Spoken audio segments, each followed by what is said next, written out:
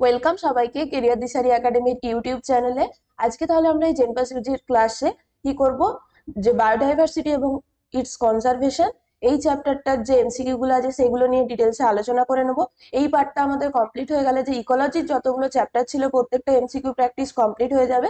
এরপরে আমরা কি করব, প্ল্যান ফিজিওলজির আমাদের আরো এক দুটো চ্যাপ্টার বাকি আছে, সেখানটা প্র্যাকটিস করে নেব। তাহলে আজকের যে ক্লাসটাতে বেশিরভাগ কোশ্চেন আমরা দেখবো কি মনে রাখার মতো, প্র্যাকটিস করার চেয়েও বেশি, কনসেপ্টের চেয়েও বেশি আমাদের কিন্তু মুখস্থ রাখতে হবে। তাই সেই জায়গাগুলো হচ্ছে যে বলে দেবো কোন কোন জায়গাগুলো খুব ইম্পর্টেন্ট, তাহলে এক্সামের আগে এই জায়গাগুলোকে কিন্তু একবার ভালোভাবে রিকল করে নিতে হবে। তাহলে প্রথমেই আমরা স্টার্ট করছি, দেখে নি প্রথম কোশ্চেন কি বলছে, যে জাতীয় উদ্যান নিয়ন্ত্রণ করে। তাহলে জাতীয় উদ্যান আমরা কাকে বলছি? আমরা যদি দেখি যে বিভিন্ন ধরনের যে জীববৈচিত্র্য সংরক্ষণের যে পদ্ধতিগুলো আছে তাদের মধ্যে মেন দুটো টাইপ কি, একটা হচ্ছে আমাদের যে ইনসিটু কনজারভেশন, আর একটা হচ্ছে কি এক্সিটু কনজারভেশন। তাহলে এর নামটা থেকে আমরা পাচ্ছি কি ইনসিটু আর এক্সিটু। ইনসিটু মানে কি, তার যে ন্যাচারাল এনভায়রনমেন্ট, যে জায়গাতে হচ্ছে কি কোনো একটা জীব বা কোনো একটা উদ্ভিদ পাওয়া যাচ্ছে, তার সেই প্রাকৃতিক পরিবেশেই যদি আমরা সেটাকে সংরক্ষণ করি তাহলে সেটা হয়ে যাবে কি ইনসিটু কনজারভেশন। আর এক্স সিটু, এক্স কথাটার মধ্যে আছে কি এক্সটার্নাল, কোনো একটা এক্সটার্নাল জায়গায় নিয়ে গিয়ে, দূরে কোনো একটা জায়গায় নিয়ে যাচ্ছি, সেখানে কৃত্রিম পরিবেশ তৈরি করে সেখানে যদি সেটাকে কনজার্ভ করা হয়, তাহলে বিভিন্ন যেরকম zoological park, botanical garden, seed bank, এগুলো সব হবে কি এক্সিটু। অপরপক্ষে যেগুলো ইনসিটু, আমরা প্রাকৃতিক পরিবেশে যে বিভিন্ন ধরনের যে রিজার্ভ ফরেস্ট গুলো আছে, তারপরে আমাদের হচ্ছে কি যে ন্যাশনাল পার্ক, জাতীয় উদ্যান, বায়োস্ফিয়ার রিজার্ভ, তারপরে হচ্ছে কি স্যাংচুয়ারি, সমস্তগুলো হচ্ছে কি তার যে প্রাকৃতিক পরিবেশে আমরা সেই বিভিন্ন জীবগুলোকে সংরক্ষণ করছি, তাই সেটা হচ্ছে কি ইনসিটু কনজারভেশনের মধ্যে আসবে। তাহলে বায়োস্ফিয়ার রিজার্ভ হলো, এরপরে আসছে কি আমাদের বিভিন্ন যে স্যাংচুয়ারি গুলো আছে, সমস্তটাই হবে কি আমাদের ইনসিটু কনজারভেশনের পার্ট। এরপরে বলতে চাইছে কি আমাদের এই যে ন্যাশনাল পার্ক, এটা কার আন্ডারে পড়ছে? এই ন্যাশনাল পার্ক যে এরিয়াটা, সেটা পুরোপুরি হচ্ছে কি সেন্ট্রাল গভর্নমেন্টের কন্ট্রোলে আছে, এবং এই জায়গাটা পুরোপুরি রেস্ট্রিক্টেড একটা এরিয়া। কাউকে কিন্তু এই জায়গাতে প্রবেশ করতে দেওয়া হয় না, কোনো প্রকার মানুষ কেউ হচ্ছে কি এই জায়গাতে অনুমতি সাপেক্ষেও কিন্তু ন্যাশনাল পার্কে প্রবেশ করা যায় না। এটা পুরোপুরি ভাবে রেস্ট্রিক্টেড এরিয়া। এখানে বিভিন্ন যে এই জায়গাতে যে পাওয়া যায় সেই উদ্ভিদ এবং প্রাণী গোষ্ঠীকে যাতে ভালোভাবে সংরক্ষণ করা যায় তার জন্য এটা করা হয়েছে। যদি রেস্ট্রিক্টেড না করা হতো তাহলে বিভিন্ন যে বনজ সম্পদ সেগুলোকে ব্যবহার করা হতো, চোরা শিকার, তারপরে যে বিভিন্ন বন্য প্রাণীগুলোকে শিকার করে তাদের যে অংশগুলো, চামড়া হতে পারে, নখ বা হাড়, সেগুলোকে কি করা হয়, রপ্তানি করা হয়। তাহলে এই সমস্ত কাজগুলোকে যাতে আটকানো যায় তার জন্য এই যে ন্যাশনাল পার্কটা পুরোপুরি রেস্ট্রিক্টেড এরিয়া। কিন্তু যদি আমরা বায়োস্ফিয়ার রিজার্ভ দেখি, তার আবার কি থাকে, দুটো এরিয়া থাকে, কোর এরিয়া আর একটা বাফার এরিয়া। তাহলে এই বায়োস্ফিয়ার রিজার্ভের ক্ষেত্রে কোর এরিয়াটা রেস্ট্রিক্টেড, কেউ প্রবেশ করতে পারে না, কিন্তু বাফার এরিয়াতে অনুমতি সাপেক্ষে প্রবেশ করা যায়। বিভিন্ন রকম গবেষণার কাজে বলা হোক বা কিছু কিছু বনজ সম্পদকে কিন্তু ব্যবহার করতে পারে, এই বাফার এরিয়াতে মানুষ কিন্তু প্রবেশ করতে পারে। তাহলে এটা রেস্ট্রিক্টেড নয়। পুরোপুরি রেস্ট্রিক্টেড যদি বলা হয় তাহলে কি কি হবে, ন্যাশনাল পার্ক হবে, আর এই যে বায়োস্ফিয়ার রিজার্ভের কোর এরিয়াটা কিন্তু রেস্ট্রিক্টেড এর মধ্যে পড়বে। নেক্সট কোশ্চেনে যাই, তাহলে কি বলছে, যে হটস্পটের ধারণা কে দেন, প্রথম প্রদান করেন? তাহলে বায়োলজিক্যাল হটস্পট বা আমরা যেগুলো বলছি যে জীববৈচিত্র্য হটস্পট, সেখানে কি হবে, যে সব থেকে বেশি পরিমাণে জীববৈচিত্র্যের আমরা পাচ্ছি, তাই তাকে বলা হচ্ছে এরিয়াটাকে হটস্পট। এই হটস্পটের ধারণা প্রথম কে দেন? বিজ্ঞানী নরম্যান মেয়ার্স। নামটা মনে রাখতে হবে। তাহলে কয়েকটা বিজ্ঞানীর নাম আছে এখানে মেনলি, সেগুলো মনে রাখতে হবে, এখান থেকে কোশ্চেন দিতে পারে। আর সালটা হচ্ছে কত, 1988।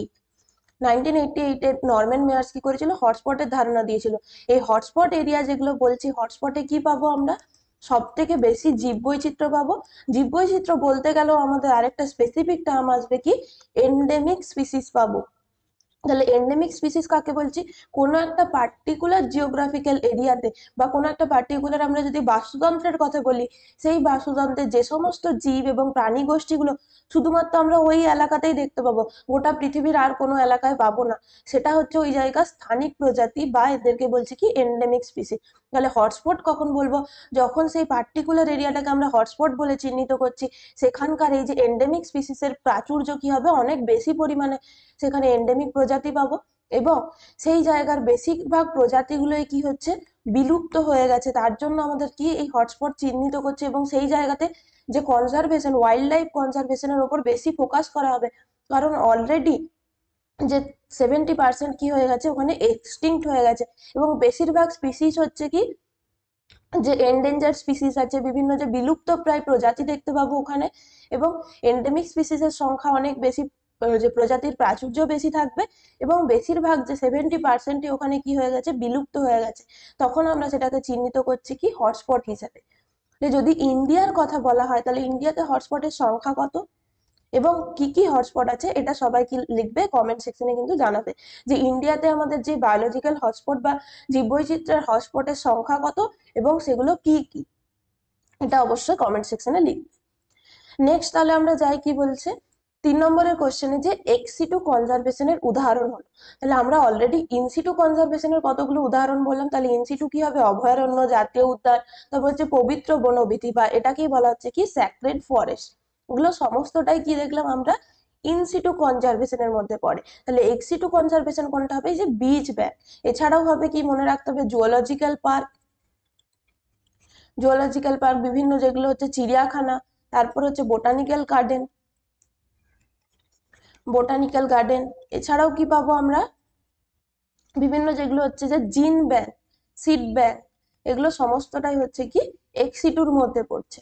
তাহলে এই যে জিন ব্যাংক বা সিড ব্যাংকের কথা বলছি, এখানে কি হচ্ছে, একটা কৃত্রিম এনভায়রনমেন্ট তৈরি করা হচ্ছে যেখানে একটা বিলো টেম্পারেচার, যদি ক্রায়ো সংরক্ষণ হয় সেক্ষেত্রে একদম -196 ডিগ্রি সেন্টিগ্রেড টেম্পারেচারে, আর যদি নর্মাল আমরা যে জিন ব্যাংক বলছি বা সিড ব্যাংক, তাহলে বিলো 0 ডিগ্রি সেন্টিগ্রেড টেম্পারেচারটা, অনেক মাইনাস টেম্পারেচারে গিয়ে আমরা সেটাকে কি করছি, সেই যে আর্টিফিশিয়াল এনভায়রনমেন্টের মধ্যে, সেটা হতে পারে কি উদ্ভিদের কোনো বীজ হতে পারে বা পোলেন গ্রেনস হতে পারে, বা বিভিন্ন যে আমরা অ্যানিমেলস এর ক্ষেত্রে যদি বলি স্পার্ম, ওভাম, এই সমস্তগুলোকে কালেক্ট করে সেগুলোকে প্রিজার্ভ করা হয় কোথায়, জিন ব্যাংকের ক্ষেত্রে।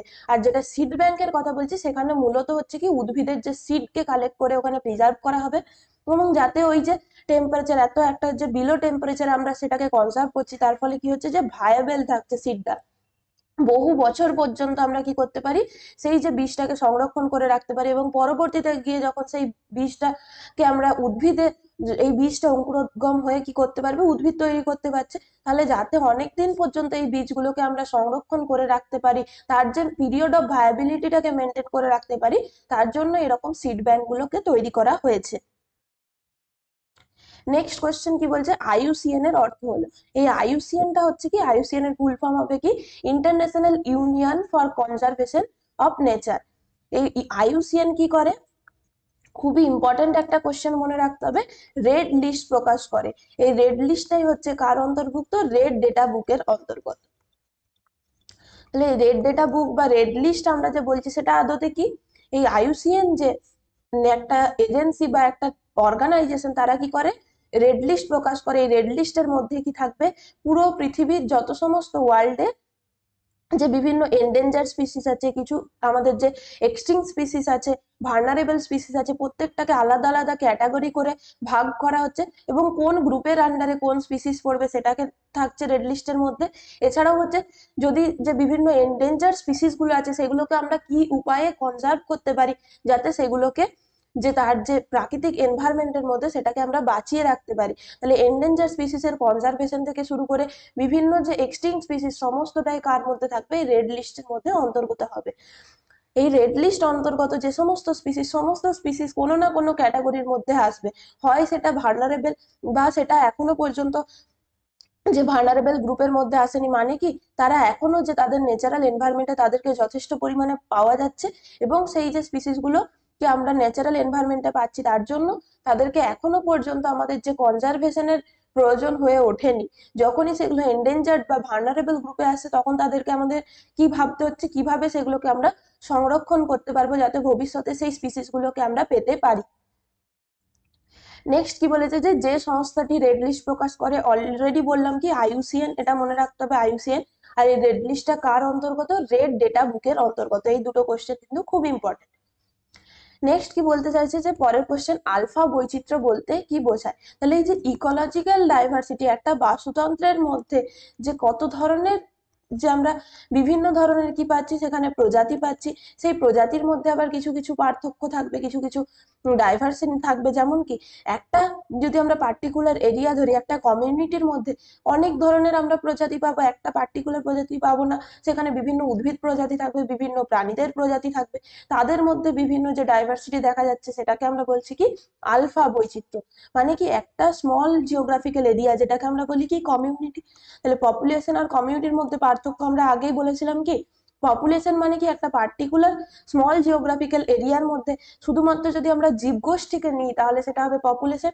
আর সেই জীবগোষ্ঠীর সাথে যদি আমরা অ্যাবায়োটিক ফ্যাক্টর গুলোকেও অ্যাড করে দিই তাহলে সেটা হচ্ছে কি কমিউনিটি।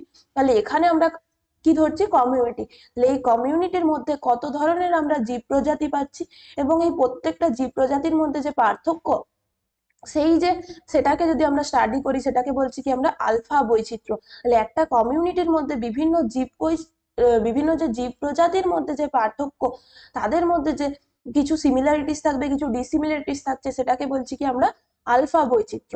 তো বিটা বৈচিত্র্য হবে কি এরকম দুটো পাশাপাশি যে কমিউনিটি আছে, দুটো পাশাপাশি কমিউনিটির মধ্যে যে সমস্ত জীব প্রজাতি আছে তাদের মধ্যে যদি আমরা সিমিলারিটিস ডিসিমিলারিটিস দেখি, সেগুলো হয়ে যাবে কি বিটা বৈচিত্র্য। আর গামা বৈচিত্র্য কি এটাও তার মানে কমিউনিটি লেভেলেই আসছে। একটা কমিউনিটির মধ্যে যদি আমরা জীব প্রজাতির প্রাচুর্য দেখতে পারি বা জীব প্রজাতির যে পার্থক্যগুলো দেখি সেটা হয়ে যাচ্ছে আলফা। দুটো পাশাপাশি কমিউনিটির মধ্যে যদি দেখি সেটা হবে কি বিটা। আবার কি দেখি এই অনেকগুলো কমিউনিটি নিয়ে তৈরি করে কি ইকোসিস্টেম। তাহলে এটা একটা কমিউনিটি, এটা একটা কমিউনিটি, এটা একটা কমিউনিটি, এরকম ভাবে পুরোটা যখন একটা ইকোসিস্টেমের মধ্যে আমরা তুলনা করছি, সেই ইকোসিস্টেমের মধ্যে যত সমস্ত জীব প্রজাতি আছে তাদের মধ্যে যখন দেখা হচ্ছে তখন সেটা হয়ে যাবে কি গামা বৈচিত্র্য। তাহলে হচ্ছে কি আলফা বৈচিত্র্য মানে সেটাকে আমরা বোঝাতে চাইছি কি প্রজাতি বৈচিত্র্য। একটা প্রজাতির মধ্যে যখন বৈচিত্র্যকে দেখা হচ্ছে সেটা হয়ে যাচ্ছে আলফা, দুটো কমিউনিটির মধ্যে যখন করা হচ্ছে সেটা বিটা, আর পুরোপুরি একটা ইকোসিস্টেমের মধ্যে যখন তুলনা করছি সেটা হয়ে যাবে গামা বৈচিত্র্য। তাহলে আশা করছি এই কোশ্চেনটা ক্লিয়ার, এটাও খুব ইম্পর্টেন্ট কোশ্চেন। নেক্সট আমরা কোশ্চেনে যাই, কি বলছে 7 নম্বর কোশ্চেন, যে গন্ডার নিম্নলিখিত কোন ভারতীয় রাজ্যের একটি প্রাকৃতিক অধিবাসী। প্রাকৃতিক অধিবাসী মানে সেটা হচ্ছে কি সেই জায়গার এন্ডেমিক প্রজাতি। প্রাকৃতিক অধিবাসী মানে কি ওই যে এরিয়াতে একদম প্রথম থেকে যে সমস্ত জীবগোষ্ঠীকে পাওয়া যায় সেগুলো হচ্ছে সেখানকার প্রাকৃতিক অধিবাসী। তাহলে তারা হবে কি সেখানকার এন্ডেমিক প্রজাতি। এই যে গন্ডার বা ইন্ডিয়ান রাইনো যেটাকে আমরা বলছি একশৃঙ্গ গন্ডার, ইন্ডিয়ান রাইনো বা একশৃঙ্গ গন্ডার, এটা মূলত আমরা কোথায় পাই? অসম রাজ্যে সব থেকে বেশি পরিমাণে পাওয়া যায়। অসমের যদি আমরা বলি তাহলে কোথায় কোথায় পাওয়া যায়? কাজিরাঙ্গা, যেগুলো হচ্ছে কি এগুলো ন্যাশনাল পার্ক, কাজিরাঙ্গা, তারপর হচ্ছে মানস, এগুলো সমস্তটাই হচ্ছে কি আমাদের যে জাতীয় উদ্যানের মধ্যে পড়ে। তাহলে অসম রাজ্যে সব থেকে বেশি পরিমাণে আমরা একশৃঙ্গ গন্ডার পেয়ে থাকি, সেই জায়গার এন্ডেমিক প্রজাতি হচ্ছে এরা, জাতীয় উদ্যান। এছাড়াও হচ্ছে কি আমরা যে শুধুমাত্র যে অসমে পাচ্ছি, তাছাড়াও কম পরিমাণে কি পাওয়া যায়, যে পশ্চিমবঙ্গে যদি আমরা দেখি জলদাপাড়া, গরুমারা, যেগুলো আমাদের নর্থ বেঙ্গলে যে কিছু কিছু অভয়ারণ্য আছে সেখানেও পাওয়া যায় কিন্তু একশৃঙ্গ গন্ডার, কিন্তু সেটা ওই জায়গার কিন্তু এন্ডেমিক প্রজাতি নয়। এন্ডেমিক কোথাকার হবে? অসম রাজ্যের এন্ডেমিক। এই যে কাজিরাঙ্গা, মানস, এই জায়গাতে সব থেকে বেশি পরিমাণে কি পাওয়া যায়? একশৃঙ্গ গন্ডার আমরা পাই। নেক্সট কি বলতে চাইছে, যে কোর এবং বাফার জোন ইত্যাদি কোথায় পাওয়া যায়? এটা অলরেডি আমরা বললাম কোথায় পাওয়া যায়, বায়োস্ফিয়ার রিজার্ভে। তাহলে এই এরিয়াগুলোকে আমরা কি করে ভাগ করব? তাহলে একটা কি থাকবে, ভেতরের কোর এরিয়া, যেটা হচ্ছে কি রেস্ট্রিক্টেড এরিয়া বললাম, এখানে কেউ প্রবেশ করতে পারে না। তার পরের যে এরিয়াটা থাকছে এই জায়গাটা হচ্ছে বাফার এরিয়া, যেখানে কিন্তু মানুষজন প্রবেশ করতে পারে এবং পরিবেশের বিভিন্ন যে এখানকার যে কিছু কিছু সম্পদ, উদ্ভিদের যেগুলো পাচ্ছি আমরা, বনজ সম্পদকে কাজে লাগাতে পারি এবং বিভিন্ন গবেষণার কাজে বা এখানে চাষবাস করার ক্ষেত্রে এই বাফার জোনটাকে কিন্তু কাজে লাগানো যায়। টুরিস্ট প্লেস হিসেবে বিভিন্ন যেগুলো আমরা দেখছি যে জঙ্গল সাফারি করা হয়, সেটা কোথায় যায়? এই যে বাফার জোনের মধ্যে কিন্তু প্রবেশ করা যায়, কিন্তু কোর জোনে কখনোই প্রবেশ করা যায় না। আরেকটা এরিয়া থাকে সেটা হচ্ছে কি ট্রানজিশন এরিয়া, একদম বাইরের যে এরিয়াটাকে সেটাকে বলছি কি ট্রানজিশন এরিয়া। তাহলে এটা হলো কি ট্রানজিশন এরিয়া। তারপরের যে এরিয়াটা এই যে ইয়েলো কালার করছি সেটা হচ্ছে কি আমাদের বাফার জোন। আর একদম রেড জোন যেটা ভেতরের কোর এরিয়াটা, সেটা হয়ে যাচ্ছে কি রেস্ট্রিক্টেড এরিয়া। এই যে ট্রানজিশন এরিয়াতে এখানে কিন্তু মানুষজন যারা এই যে ফরেস্টের দেখাশোনা করে, যারা এখানে চাষবাস করে, যারা এখানে বসবাস করে, তারা বাড়ি ঘর এখানে তৈরি করে, এখানে কিন্তু সাধারণ মানুষজন যাতায়াত করতে পারে, এখানে কোনো বাধা নেই, বাফার জোনেও বাধা নেই। বাধা কোথায় আছে? কোর জোনে, বাফার জোনে কিন্তু প্রবেশ করতে পারছে। তাহলে নেক্সট কোশ্চেনে যাই, কি বলছে 9 নম্বর কোশ্চেনে। 9 নম্বর কোশ্চেন কি বলছে যে অলরেডি আমরা বলেছি কি যে ভারতবর্ষে যে জীববৈচিত্র্যের হটস্পটের সংখ্যা কত, যেটা তোমরা অলরেডি কমেন্ট সেকশনে লেখার কথা বললাম। টোটাল হবে কি ভারতবর্ষে যে বায়োডাইভার্সিটি হটস্পটের সংখ্যা হচ্ছে কত? 4। আর সেগুলো কি কি? এখানে যেগুলো দেখেছি অপশনের মধ্যে কোনটা হবে? পশ্চিমঘাট পর্বতমালা। তাছাড়াও কি আছে, আমাদের যে হিমালয়ান রেঞ্জ আছে, হিমালয়, পূর্ব হিমালয়, পশ্চিম হিমালয়, সেখানে হবে। তাছাড়া হচ্ছে কি যে ওয়েস্টার্ন ঘাট বা পশ্চিম ঘাট পর্বতমালা। আর হচ্ছে যেটা আমাদের ইন্দো বার্মা, ইন্দো বার্মার মধ্যে কোনগুলো পড়বে? যেগুলো আমাদের নর্থ ইস্টের যেগুলো আছে, মিজোরাম, মণিপুর, তারপর কিছুটা এরিয়া হচ্ছে আমাদের যে ইন্ডিয়ার বাইরে যদি আমরা বলি মায়ানমার, থাইল্যান্ড, এই সমস্ত এরিয়াগুলো কার মধ্যে পড়বে? ইন্দো বার্মার মধ্যে। আর ইন্ডিয়ার মধ্যে হচ্ছে কি নর্থ ইস্টের যে সমস্ত এরিয়াগুলো আছে সেইগুলো। এছাড়াও কি হবে? হিমালয়, ওয়েস্টার্ন ঘাট, ইন্দো বার্মা, আরেকটা হবে কি সুন্দাল্যান্ড। এই সুন্দাল্যান্ডের মধ্যে কোনগুলো পড়ছে? আন্দামান নিকোবর দ্বীপপুঞ্জ, এগুলো হচ্ছে কি সুন্দাল্যান্ড। এই প্রত্যেকটাই হচ্ছে ভারতের, যদি দেখি এইগুলোতে, এই এরিয়াগুলোতে আমরা সব থেকে বেশি পরিমাণে জীববৈচিত্র্য দেখতে পাচ্ছি, সব থেকে বেশি পরিমাণে প্রজাতির প্রাচুর্য দেখতে পাচ্ছি, তার জন্য এগুলোকে আমরা হটস্পট হিসেবে চিহ্নিত করেছি। নেক্সট কি বলছে 10-এর কোশ্চেনে, যে প্রজেক্ট টাইগার সর্বপ্রথম শুরু হয় কত খ্রিস্টাব্দে? এই প্রজেক্ট টাইগারটা হচ্ছে কি ইন্ডিয়ার গভর্নমেন্ট, যে ইন্ডিয়ান যে ফরেস্ট ডিপার্টমেন্ট আছে, সেই ফরেস্ট ডিপার্টমেন্ট বা মিনিস্ট্রি অফ ফরেস্ট, ডিপার্টমেন্ট হবে না, ডিপার্টমেন্ট হচ্ছে কি স্টেট লেভেলে থাকে। ফরেস্ট মিনিস্ট্রি যে আছে, ইন্ডিয়ান ফরেস্ট মিনিস্ট্রির দ্বারা প্রথম চালু করা হয়েছিল যে টাইগার প্রজেক্ট 1973 খ্রিস্টাব্দে। এই টাইগার প্রজেক্টের আন্ডারে তাহলে আমাদের কি কি ইনিশিয়েটিভ নেওয়া হয়েছিল সেগুলো একটুখানি মনে রাখতে হবে। তাহলে মেইন ইনিশিয়েটিভ নেওয়া হয়েছিল কি টাইগার প্রজেক্টের আন্ডারে বিভিন্ন টাইগার রিজার্ভ সেন্টার চালু করা হয়েছিল। টাইগার রিজার্ভ সেন্টার, এই টাইগার রিজার্ভ সেন্টার গুলো কেন চালু করা হয়েছিল? দেখা হয়েছিল যে বিভিন্ন গবেষণার মাধ্যমে যে ইন্ডিয়াতে টাইগার বা বাঘেদের প্রচুর পরিমাণে চোরা শিকার করা হচ্ছে, সেগুলোকে হচ্ছে অপব্যবহার করা হচ্ছে। তার জন্য কি করা হচ্ছে? যাতে সেইগুলোকে রিজার্ভ করা যায়, সেই বন্য প্রাণীগুলোকে আমরা যাতে কনজার্ভ করতে পারি, তার জন্য স্পেশাল এই টাইগার রিজার্ভ সেন্টার তৈরি করা হয়েছিল প্রজেক্ট টাইগারের আন্ডারে, যাতে কি করা যায়? টাইগারের কনজারভেশন করা যায় এবং সেইগুলোকে, সেটা ইন সিটু কনজারভেশনের উপরই মেনলি ফোকাস করা হয়েছে।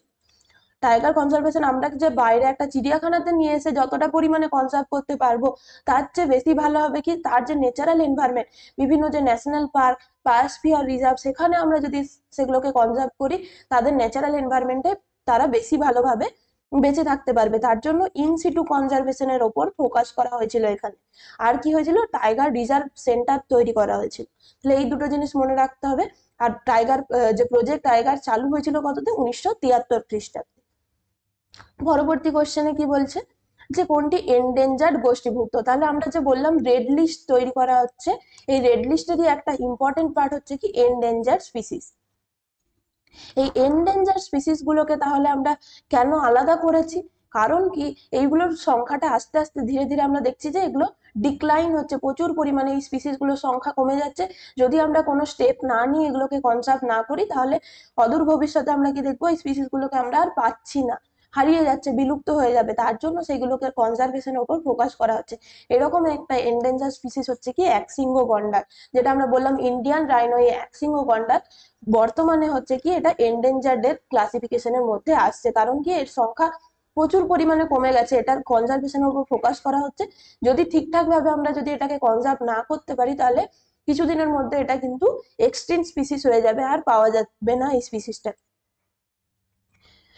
12 কোশ্চেন কি বলছে? যে সংরক্ষিত এলাকার উদাহরণ হলো। তাহলে সংরক্ষিত এলাকা কোনগুলো? যেগুলো হচ্ছে যে আমাদের এই যে national park, biosphere reserve, sanctuary, সমস্তটাই হচ্ছে কি যে সবগুলোই হচ্ছে কি আমাদের সংরক্ষিত এলাকার মধ্যে পড়ছে। কারণ কি এটা আমাদের যে সেন্ট্রাল গভর্নমেন্টের আন্ডারে আছে, বাকি সমস্তগুলোই হচ্ছে কি যে স্যাংচুয়ারি বলা হোক বা বায়োস্ফিয়ার রিজার্ভ হোক, এগুলো কার আন্ডারে আছে? স্টেটের আন্ডারে। এই জায়গার যে স্পিসিস গুলোকে আমরা কি করা হয়? একটা প্রোটেক্টেড এরিয়া দেওয়া হয়, যাতে সেগুলোকে ন্যাচারাল এনভায়রনমেন্টে আমরা সংরক্ষণ করতে পারি। তাহলে সবগুলোই হবে কি আমাদের যে প্রোটেক্টেড এরিয়া বা সংরক্ষিত এলাকার উদাহরণ? অপশন কি ডি হবে। নেক্সট কোয়েশ্চেন কি বলছে যে WWF, তাহলে কয়েকটা এখানে ফুল ফর্ম মনে রাখতে হচ্ছে আমাদের কি কি, IUCN, WWF, তারপরে হচ্ছে কি আমাদের যে ইউনেস্কো,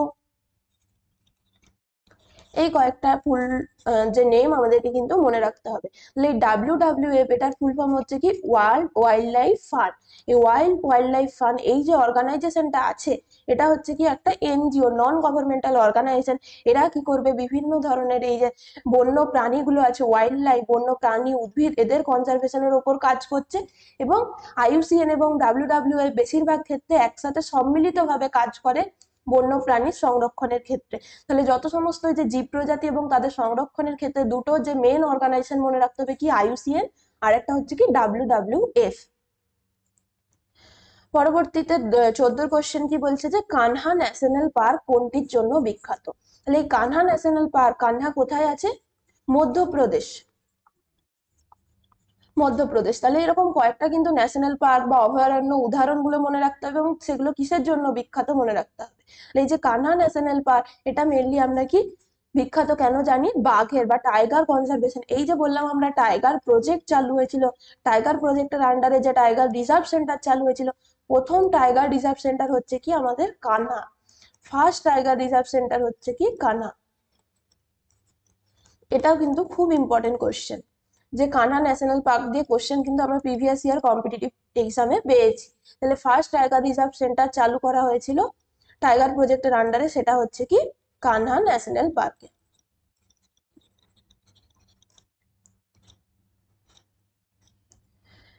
নেক্সট তাহলে আমরা 15 কোশ্চেন দেখে নিই। কি বলছে যে বিপন্ন প্রজাতির উদ্ভিদ সংরক্ষণ করা হয় কিসের মাধ্যমে? তাহলে বিপন্ন প্রজাতির আমরা দেখলাম বিভিন্ন যে প্রাণীদের সংরক্ষণ পদ্ধতি আছে, সেরকম ভাবে উদ্ভিদ সংরক্ষণ যদি আমাদের করতে হয়, সেটা কোথায় করা হয়? জিন ব্যাংকের মাধ্যমে। এই জিন ব্যাংকে যেরকম ভাবে আমরা যে বিভিন্ন সিড থেকে শুরু করে পোলেন গ্রেন, জার্ম প্লাজম সমস্তকে করতে পারি, উদ্ভিদের ক্ষেত্রে যেরকম করতে পারি, সেরকম ভাবে কিন্তু অ্যানিমেলদের ক্ষেত্রে বিভিন্ন যে ওভাম, স্পার্ম, এগুলোকেও কি করা যায়, সংরক্ষণ করে রাখা যায় জিন ব্যাংকের ক্ষেত্রে। তাহলে যখনই এই ওভাম, স্পার্ম বা পোলেন গ্রেন এগুলোকে আমরা কনজার্ভ করে রাখছি, তাহলে পরবর্তী ক্ষেত্রে গিয়ে সেইগুলোকে আমরা কি করতে পারবো, কাজে লাগাতে পারবো। তারা হচ্ছে কি সেই এনভায়রনমেন্টে অনেক দিন পর্যন্ত আমরা তাদের যে পিরিয়ড অফ ভায়াবিলিটি আগেই বললাম, সেটাকে আমরা মেনটেন করে রাখতে পারবো। তাহলে উদ্ভিদের ক্ষেত্রে দুটো হয়, একটা হচ্ছে জিন ব্যাংক আর একটা হচ্ছে কি সিড ব্যাংক। তাহলে জিন ব্যাংকের মধ্যেও কিন্তু আমরা সিড, পোলেন গ্রেন, বিভিন্ন যে জার্ম প্লাজম, মেল মেল যে আর্চিগোনিয়াম, অ্যান্থেরিডিয়াম, সমস্ত কিছুকে আমরা কি করতে পারি, কনজার্ভ করে রাখতে পারি। তারপরে কি বলেছে যে বায়োস্ফিয়ার রিজার্ভের উদাহরণ কোনটি? বায়োস্ফিয়ার রিজার্ভ হচ্ছে কি নীলগিরি একটা বায়োস্ফিয়ার রিজার্ভের উদাহরণ। এই নীলগিরি যে বায়োস্ফিয়ার রিজার্ভ, সেটা মনে রাখতে হবে কি কোন হটস্পটের পার্ট? ওয়েস্টার্ন ঘাট, যে আমরা পশ্চিম ঘাট পর্বতমালা পড়লাম, সেই ওয়েস্টার্ন ঘাটের পার্ট হচ্ছে কি নীলগিরি বায়োস্ফিয়ার রিজার্ভ। এই নীলগিরি বায়োস্ফিয়ার রিজার্ভ থেকে আরো একটা কোশ্চেন আসে, কি মনে রাখতে হবে এটা, যে আমরা আগের দিনের ক্লাসে পড়েছিলাম ম্যাপ, যেটা হচ্ছে ম্যান অ্যান্ড বায়োস্ফিয়ার রিজার্ভ যে স্কিমটা চালু হয়েছিল, তার আন্ডারে কি হচ্ছিল, যেমন টাইগার রিজার্ভ প্রজেক্টের আন্ডারে টাইগার রিজার্ভ সেন্টার চালু হয়েছিল, সেরকম হচ্ছে কি ম্যাপ যে স্কিমটার আন্ডারে কি তৈরি হচ্ছিল, বায়োস্ফিয়ার রিজার্ভ তৈরি হয়েছে। এই বায়োস্ফিয়ার রিজার্ভ তৈরি হওয়ার ফার্স্ট যে বায়োস্ফিয়ার রিজার্ভ তৈরি হয়েছে ইন্ডিয়াতে, ইন্ডিয়ার যে প্রথম বায়োস্ফিয়ার রিজার্ভ তৈরি হয়েছে, সেটা হবে কি নীলগিরি বায়োস্ফিয়ার রিজার্ভ। তাহলে এই কোশ্চেন গুলো কিন্তু খুব ইম্পর্টেন্ট, প্রত্যেকটা কোশ্চেন যেগুলো বলছি তার রিলেটেড যা যা আছে প্রত্যেকটাকে কিন্তু আমাদের মনে রাখতে হবে। নেক্সট আমরা 17 কোশ্চেন দেখে নিই। কি বলছে যে বায়োডাইভার্সিটি শব্দটি কে প্রবর্তন করে? এই বায়োডাইভার্সিটি শব্দটি প্রথম প্রবর্তন করে কে? বিজ্ঞানী WG রোসেন। তাহলে তার আগে কি আমাদের যে বায়োডাইভার্সিটির কনসেপ্ট থাকেনি, ছিল, তখন সেটাকে কি বলা হতো, বায়োলজিক্যাল ডাইভার্সিটি। Biological diversity. তাহলে বহুদিন আগের থেকে হচ্ছে কি বায়োডাইভার্সিটি বা বায়োলজিক্যাল ডাইভার্সিটির যে কনসেপ্ট, জীব প্রাচুর্য, মানে বায়োডাইভার্সিটির মধ্যে আমরা তিনটে মেন জিনিস পড়বো। একটা হচ্ছে কি জিনের যে প্রাচুর্য হতে পারে, জেনেটিক্যাল ভেরিয়েশন, জেনেটিক্যাল ভেরিয়েশন। একটা প্রজাতির মধ্যে আমরা কি পেতে পারি, যে হিউম্যানের মধ্যে কি সবার কি জেনেটিক্যাল মেকআপ সেম, সবাই কি কিছু না কিছু তাদের মধ্যে ভেরিয়েশন পাবো, তাহলে জেনেটিক্যাল ভেরিয়েশন থাকবে। তারপরে আসবে কি স্পিসিস ভেরিয়েশন। স্পিসিস ভেরিয়েশন মানে কি, যে বিভিন্ন ধরনের প্রজাতি, আলাদা আলাদা প্রজাতি পাবো। একটা ইকোসিস্টেমের মধ্যে আমরা অনেক ধরনের প্রজাতি পাচ্ছি, সেই প্রজাতিগুলো যে কোন এনভায়রনমেন্টে থাকছে, তাদের যে বিভিন্ন ধরনের হ্যাবিটেট, তাদের যে খাদ্য বাসস্থান পুরোপুরি আলাদা হতে পারে স্পিসিসগুলো। তাহলে বিভিন্ন ধরনের জেনেটিক্যাল ভেরিয়েশন, স্পিসিস ভেরিয়েশন, তারপরে কি পাবো আমরা ইকোসিস্টেমের মধ্যে বিভিন্ন ধরনের যে ইকোসিস্টেম ভেরিয়েশন পাচ্ছি। তাহলে প্রথম ভেরিয়েশন কোথায় বা বাস্তুতান্ত্রিক, একটা হচ্ছে যে জিনগত বৈচিত্র্য, তারপরে আসছে কি প্রজাতিগত বৈচিত্র্য, তারপরে আসবে কি বাস্তুতান্ত্রিক বৈচিত্র্য বা ইকোসিস্টেম ভেরিয়েশন। তাহলে দুটো আলাদা আলাদা ইকোসিস্টেম আমরা যদি ধরি, একটা রেন ফরেস্ট আর একটা মেরিন ইকোসিস্টেম, দুটোর মধ্যে হিউজ ডিফারেন্স। দুটো পুরোপুরি ওখানকার যে সমস্ত জীবগুলো পাবো, ওখানকার যে জলবায়ু বা ক্লাইমেট পুরোপুরি আলাদা হবে। তাহলে এই পুরোটাকে নিয়ে যে কনসেপ্ট তৈরি হচ্ছে সেটা হচ্ছে কি বায়োলজিক্যাল ডাইভার্সিটি। এই বায়োলজিক্যাল ডাইভার্সিটির কনসেপ্ট আগের থেকেই প্রেজেন্ট ছিল, কিন্তু এই যে টার্মটা স্মল, যে বায়ো আর ডাইভার্সিটি, এই দুটোকে একসাথে নিয়ে বায়োডাইভার্সিটি শব্দটা প্রথম প্রবর্তন করেন কে? বিজ্ঞানী ডব্লিউ.জি. রসেন।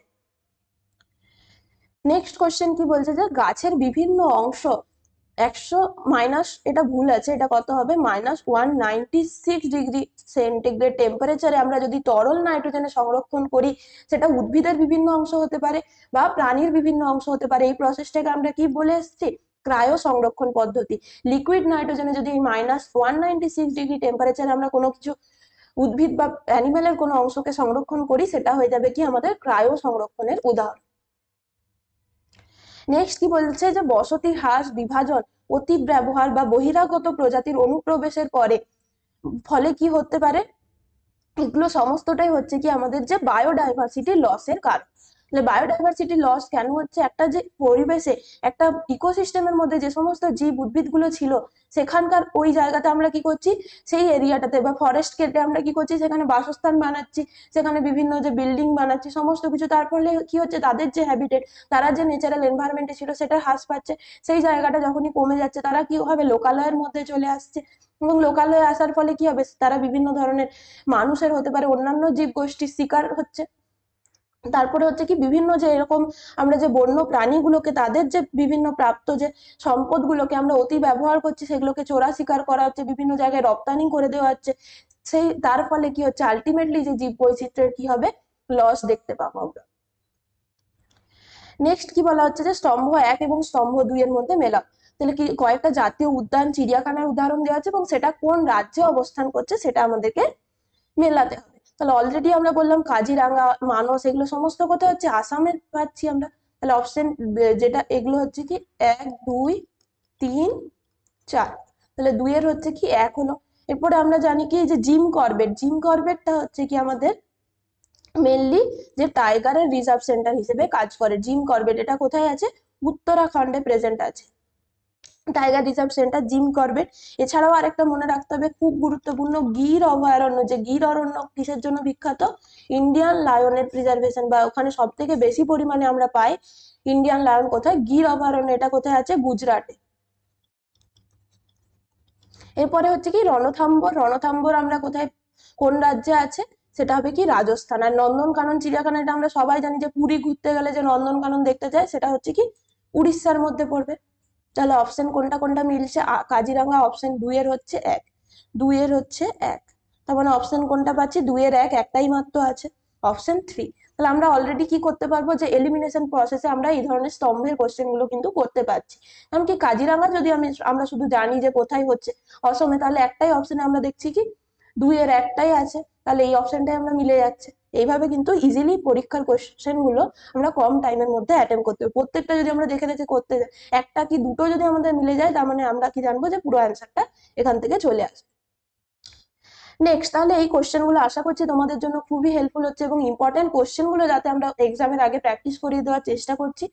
তাই সবাই অবশ্যই আমাদের চ্যানেলটাকে সাবস্ক্রাইব করে পাশে থাকবে, এবং কমেন্ট সেকশনে জানাবে তোমাদের যদি কোনো ডাউট থাকে, ফিডব্যাক থাকে, সব অবশ্যই সেগুলোকে কমেন্ট সেকশনে জানাবে। এবং বলেইছি আগে, যে কিছু কিছু টপিক যে তোমরা অনেকে লিখছো দেখছি কমেন্ট সেকশনে, যে একটা পুরো চ্যাপ্টারের নাম লিখে দিচ্ছ। চ্যাপ্টার ওয়াইজ তো আমরা অলরেডি প্র্যাকটিস করছি এবং করবো। যে চ্যাপ্টার গুলো হয়নি, অবশ্যই সেই চ্যাপ্টারের এমসিকিউ গুলো নিয়ে আলোচনা করবো, কিন্তু পার্টিকুলার যদি একটা কোনো একটা টপিকের নিয়ে আলোচনা করার থাকে, তাহলেই সেগুলোকে লিখবে। কারণ একটা পুরো চ্যাপ্টার তো আমরা এই ভিডিওর সাথে কভার করতে পারবো না, তার জন্য আলাদা ভিডিওর মাধ্যমে আমরা সেগুলোকে প্রত্যেকটা চ্যাপ্টার ওয়াইজ কিন্তু প্র্যাকটিস করব। নেক্সট কোশ্চেনে যায়, তাহলে কি বলছে যে প্রজাতি একটি নির্দিষ্ট স্থানে আবদ্ধ থাকে এবং তার বাইরে অন্য কোনো স্থানে তাদেরকে দেখা যায় না, তাদেরকে আমরা বলছি কি স্থানিক প্রজাতি বা এন্ডেমিক স্পিসিস। যেমন কি আমরা যদি ধরি সুন্দরবন, ওয়েস্ট বেঙ্গলে যে সুন্দরবন আছে, সুন্দরবনে আমরা কি পাই যে রয়্যাল বেঙ্গল টাইগার, সেটা হচ্ছে কি ওই জায়গার এন্ডেমিক প্রজাতি। অন্য কোনো জায়গায় আমরা ইন্ডিয়াতে যদি অন্য কোথাও যাই সেখানে আমরা বাঘ পাবো, কিন্তু এই রয়্যাল বেঙ্গল টাইগার সেখানকার ন্যাচারাল এনভায়রনমেন্টে পাবো না, তাই এন্ডেমিক প্রজাতি সুন্দরবনের কি হবে রয়্যাল বেঙ্গল টাইগার।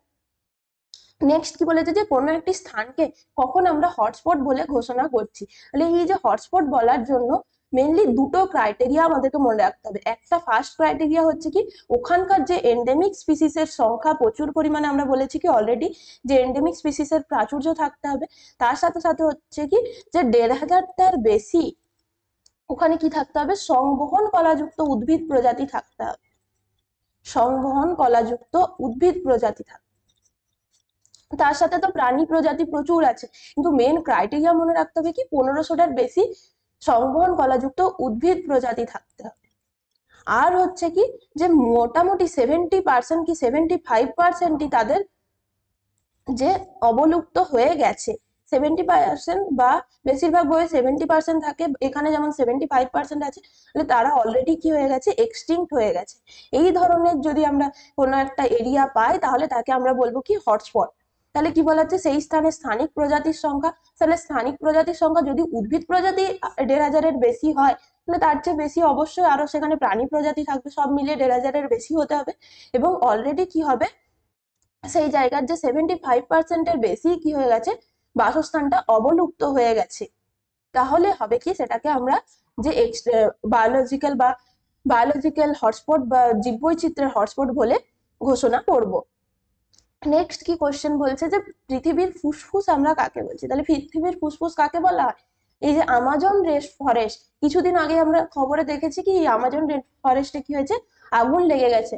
সেই আমাজন রেন ফরেস্টটা হচ্ছে কি পৃথিবীর সব থেকে বেশি পরিমাণে অক্সিজেন প্রস্তুত করে। এখানে এই যে রেন ফরেস্টে সব থেকে বেশি পরিমাণে উদ্ভিদ আছে এবং তারা পৃথিবীর সব থেকে বেশি পরিমাণে কি করতে পারে অক্সিজেনের সোর্স দেয়, তার জন্য এটাকে কি বলা হয় পৃথিবীর লাংস বা ফুসফুস বলে বলা হচ্ছে এটাকে। নেক্সট কি বলা হচ্ছে কোশ্চেন, এটা জেনপাসের প্রিভিয়াস ইয়ার কোশ্চেন কয়েকটা আমরা এরপরে দেখে নিই যে অ্যাক্সিস এই বৈজ্ঞানিক নামটি কার? বৈজ্ঞানিক নামটি কি হবে চিতল হরিণের। তাহলে এইগুলো কিন্তু প্রত্যেকটা এরকম ভাবে বৈজ্ঞানিক নাম মনে রাখা পসিবল না, আমাদের যেগুলো মনে থাকবে সেইগুলোর মধ্যে যদি আমরা এক্সামে আসে তাহলে অ্যাটেন্ড করতে পারবো, না হলে কিন্তু সেই কোশ্চেনটা ছেড়ে আসতে হবে। কয়েকটা যেগুলো হচ্ছে কমন সায়েন্টিফিক নেমই আমরা কিন্তু মনে রাখবো, যেমন হচ্ছে কি কিছু কিছু উদ্ভিদ প্রজাতি আছে, যেমন আমরা কমন যেগুলো ধরি ম্যাঙ্গো, তারপরে হচ্ছে কি হার্টোকার্পাস, এই ধরনের কিছু কিছু আছে। এছাড়াও যেগুলো অ্যানিমেলস এর মধ্যে হচ্ছে কি প্যান্থেরা ট্রাইগ্রেস, প্যান্থেরা, লায়ন, টাইগার, তারপর হচ্ছে যে অ্যাক্সিস চিতল হরিণ, এরকম কয়েকটা কমন নাম কিন্তু আমাদেরকে মনে করে রাখতে হবে। নেক্সট কি বলেছে যে উপখাতটি রাউফিল্লা সার্পেন্টিনা থেকে পাওয়া যায়।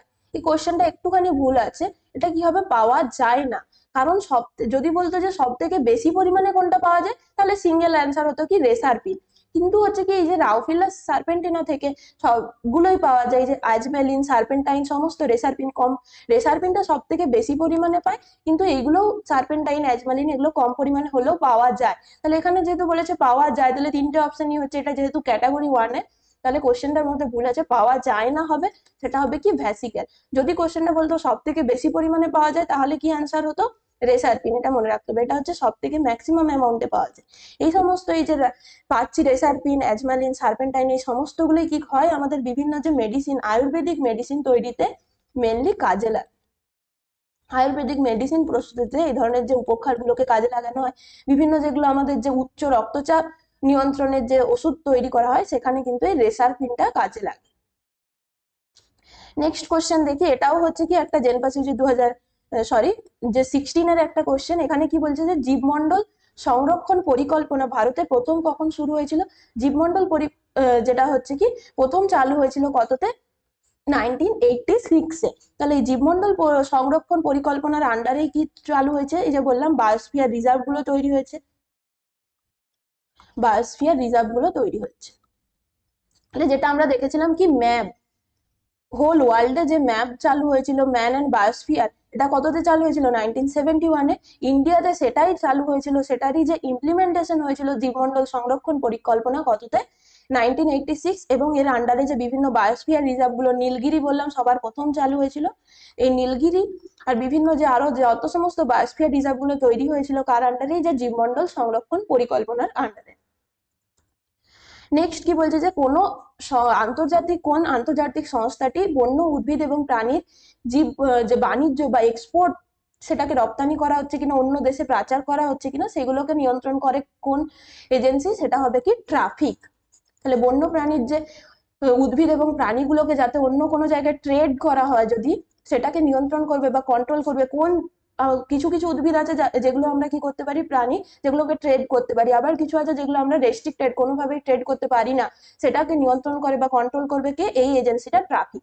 আরেকটা মনে রাখতে হবে, অবৈধভাবে কোনো যে চোরা শিকার হচ্ছে কিনা বা কোনো অবৈধভাবে কোনো জীব বা উদ্ভিদ পাচার হচ্ছে কিনা সেটাকে নিয়ন্ত্রণ করে কে? এই এজেন্সিটা সাইটস এর ফুল ফর্মটা মনে রাখতে হবে কি? Convention of international trade for endangered species. তাহলে যেগুলো এন্ডেঞ্জার্ড স্পিসিস বা যেগুলো বিলুপ্ত প্রায় যেগুলো আছে আমাদের, সেই সমস্ত স্পিসিস গুলোকে যাতে কোনোভাবে অবৈধভাবে পাচার করা না হয়, তাদেরকে অবৈধভাবে বিভিন্ন জায়গায় ট্রেড করা না হয়, সেগুলোকে কন্ট্রোল করে কে?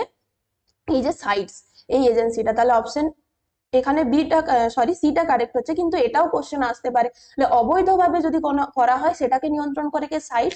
কিন্তু নর্মাল যে কিছু কিছু কিছু উদ্ভিদ, সমস্ত যে উদ্ভিদ প্রজাতিকে আমরা ট্রেড করতে পারি না, যেমন কি হচ্ছে বাসমতি রাইস বা কিছু কিছু ইন্ডিয়ান প্রজাতি আছে যেগুলোকে আমরা বাইরের দেশে কিন্তু রপ্তানি করতে পারি। তাহলে নর্মাল ভাবে যে ট্রেডটাকে কন্ট্রোল করে কে? ট্রাফিক। কিন্তু অবৈধভাবে যে কোনো কিছু হচ্ছে কিনা সেটাকে কন্ট্রোল করবে কে? সাইটস। নেক্সট আমরা ক্যাটাগরি 2 এর কয়েকটা কোশ্চেন দেখে নিই। প্রথম কোশ্চেন ক্যাটাগরি 2 তে কি বলছে? নিচের কোনগুলি জাতীয় উদ্যানের উদাহরণ? জাতীয় উদ্যান মানে কি? National park. তাহলে ন্যাশনাল পার্কের মধ্যে কোনটা কোনটা পড়বে? এক হবে কর্ণাটকের বন্দিপুর হবে। এগুলো কিন্তু প্রত্যেকটাই মনে রাখতে হবে, বইয়ে ছায়া হোক বা সাতরা হোক, যে আমাদের চ্যাপ্টারের মধ্যে এই প্রত্যেকটা ন্যাশনাল পার্ক আর সেটা কোন রাজ্যে অবস্থিত এরকম ভাবে লিস্ট করা আছে, সেইগুলো একবার কিন্তু সবাই দেখে নেবে। এবার হচ্ছে কর্ণাটকের বন্দিপুর হবে। তাছাড়াও কি হবে? মধ্যপ্রদেশের আমরা যেটা বললাম কানহা হবে। এটা হচ্ছে কি জাতীয় উদ্যানের উদাহরণ। বাকি এগুলো কোনোটাই হচ্ছে না, কারণ কি এটা বলেছে উত্তরপ্রদেশ। উত্তরপ্রদেশ তো আমাদের কি জিম করবেট কোথায় আছে? এটা হচ্ছে উত্তরাখণ্ডে আছে, নট উত্তরপ্রদেশ। তাহলে এই অপশনটা ডিটা ভুল আছে, উত্তরাখণ্ডে অবস্থিত এটা। তাহলে এখানে কি হচ্ছে? অপশন এ আর বি কারেক্ট আছে। নেক্সট কি বলেছে? নিচের কোনগুলি সংরক্ষিত বনাঞ্চল? তাহলে সংরক্ষিত বনাঞ্চল কোনটা কোনটা হবে? আমরা বলেছি যেগুলো ন্যাশনাল পার্ক, বায়োস্ফিয়ার রিজার্ভ, তারপর স্যাংচুয়ারি, সমস্তগুলোই আমাদের যে সংরক্ষিত বনাঞ্চল। তাহলে একটা হবে কি? পশ্চিমবঙ্গের যে চাপড়ামারি অভয়ারণ্য আছে সেটাও সংরক্ষিত বনাঞ্চল হবে। অসমের কাজিরাঙ্গাটা হচ্ছে কি ন্যাশনাল পার্ক, সেটাও হবে। তাছাড়াও হচ্ছে কি যে সুন্দরবন আগে বায়োস্ফিয়ার রিজার্ভের আন্ডারে ছিল, বর্তমানে কিন্তু সেটাও ন্যাশনাল পার্ক বলা হচ্ছে সুন্দরবনটাকে। তাহলে এই অপশন এ, সি, ডি।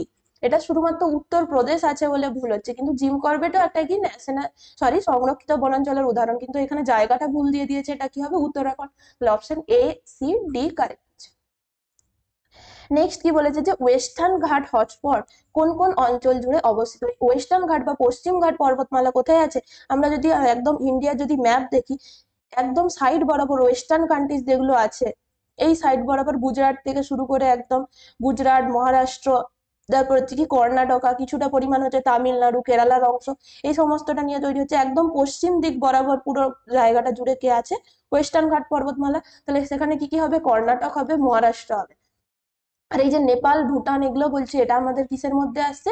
এটা আমাদের নর্থের যে ওয়েস্ট হটস্পট আছে সেখানের মধ্যে আসবে, ওয়েস্টার্ন ঘাটের মধ্যে আসবে না। তাহলে কর্ণাটকা, মহারাষ্ট্র, তাছাড়াও হবে কি? মনে রাখতে হবে গুজরাট হবে কি, তাছাড়া তামিলনাড়ু,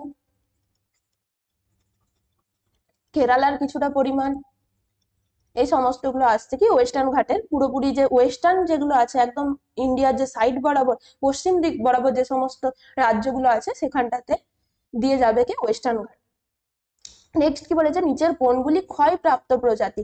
ক্ষয়প্রাপ্ত মানে কি অলরেডি এক্সটিংক্ট হয়ে গেছে, যেগুলো বিলুপ্ত হয়ে গেছে। তার মধ্যে কি কি হবে? সোনালী হনুমান হবে, একটা গোল্ডেন মাঙ্কি যেগুলো বলছি, আর একটা হবে কি লেপার্ড ক্যাট। অপশন এ আর বি। এগুলোতে কিন্তু বোঝার কিছু নেই, অপশন দেখে দেখে মনে রাখতে হবে। অপশন এ আর বি এগুলো হচ্ছে কি আমাদের যে এক্সটিংক্ট স্পিসিস এর মধ্যে পড়ে। আর এই লাল পান্ডা বা যেটাকে আমরা বলছি জায়ান্ট পান্ডা, এটা হচ্ছে কি এন্ডেঞ্জার্ড স্পিসিস, এন্ডেঞ্জার্ড। নেক্সট কি বলছে, দক্ষিণ এশিয়ার উল্লেখযোগ্য হটস্পট গুলি হলো। তাহলে দক্ষিণ এশিয়া বলতে আমরা কোন জায়গাটাকে বোঝাই, ইন্ডিয়া আর তার যে পাশাপাশি যে সমস্ত দেশগুলো আছে, মায়ানমার, এই ওই সাইডে যদি আমরা দেখি মায়ানমার, তারপর হচ্ছে কি থাইল্যান্ডের কিছুটা পার্ট, এদিকে শ্রীলঙ্কার পার্ট, এগুলো সমস্ত হচ্ছে কি আমাদের দক্ষিণ এশিয়ার অংশ। তাহলে এই দক্ষিণ এশিয়ার হটস্পট কোনগুলো কোনগুলো হবে, যেটা একটা হবে ইস্টার্ন হিমালয়, হিমালয়ের মধ্যে দুটো পার্ট আছে, একটা ইস্টার্ন হিমালয় একটা ওয়েস্টার্ন হিমালয়, সেটাও হবে কি তাহলে দক্ষিণ এশিয়ার মধ্যে পার্ট হবে। তারপরে হচ্ছে ওয়েস্টার্ন ঘাট, আর একটা হবে কি ইন্দো বার্মা। এই সমস্তগুলোই হবে কি আমাদের যে দক্ষিণ এশিয়া বা সাউথ এশিয়ার পার্ট। অপশন কি কি হচ্ছে, বি, সি, ডি। তাহলে আশা করছি আজকের যে ইম্পর্টেন্ট কোশ্চেন গুলো নিয়ে, এমসিকিউ নিয়ে আলোচনা করলাম, এগুলো তোমাদের ক্লিয়ার হয়ে গেছে। অবশ্যই এখান থেকে কিছু কোশ্চেন আসবেই, প্রত্যেক বছর এমসিকিউ এখান থেকে আসে, এবছরও এখান থেকে কিন্তু একটা কি দুটো কোশ্চেন আমরা পেতে পারি। ক্যাটাগরি 2 তেও কোশ্চেন আসার চান্স এখান থেকে খুব বেশি, তাই খুব ভালোভাবে এখানে এগুলো পড়বে। আর একটা জিনিস করবে কি, যে সাঁতরা বা ছায়ার যার যে বই আছে, লাস্টে দেখবে প্রত্যেকটা এই যে বায়োডাইভার্সিটির যে চ্যাপ্টার আছে সেখানের মধ্যে এরকম লিস্ট করা আছে, কোন ন্যাশনাল পার্কের একটা লিস্ট বানাবে, কোন কোন ন্যাশনাল পার্ক আর সেটা কোন রাজ্যে অবস্থিত, সেম ভাবে হচ্ছে শুধু ন্যাশনাল পার্ক, বায়োস্ফিয়ার রিজার্ভ আর অভয়ারণ্য, এই তিনটা বানালেই হয়ে যাবে। এখান থেকে সাধারণত কোশ্চেন আসে, আর কোথা থেকেও আসে না। তাহলে থ্যাংক ইউ সবাইকে। পরবর্তী ভিডিওতে আমরা পরবর্তী যে আমাদের নেক্সট ক্লাসে আমরা উদ্ভিদের শ্বসন যে চ্যাপ্টারটা আছে, রেসপিরেশন ইন প্ল্যান্ট, এই চ্যাপ্টারটার এমসিকিউ নিয়ে আলোচনা করব। তাই আগের থেকে সবাই ওই চ্যাপ্টারটা একটুখানি রিভাইজ করে রাখবে, তাহলে নিজেদের ওই কোশ্চেন গুলো অ্যাটেম্প করতে সুবিধা হবে।